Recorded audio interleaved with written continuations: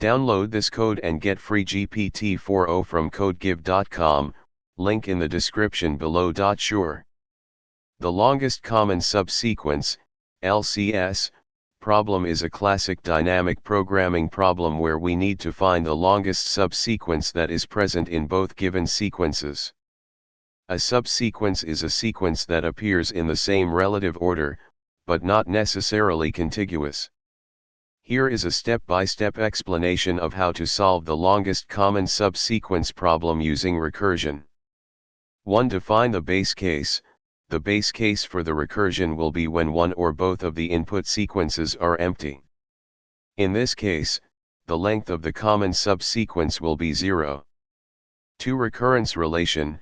If the last elements of the two sequences match, then the length of the common subsequence will be 1 plus the LCS of the two sequences without their last elements.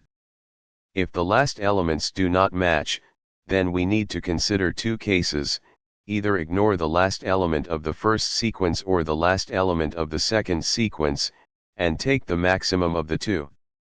3. Memoization.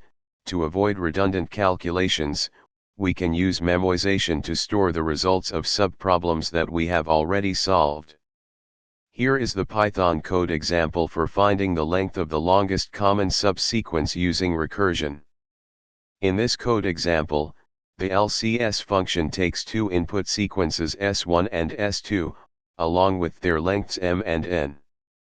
It recursively calculates the length of the longest common subsequence between the two sequences.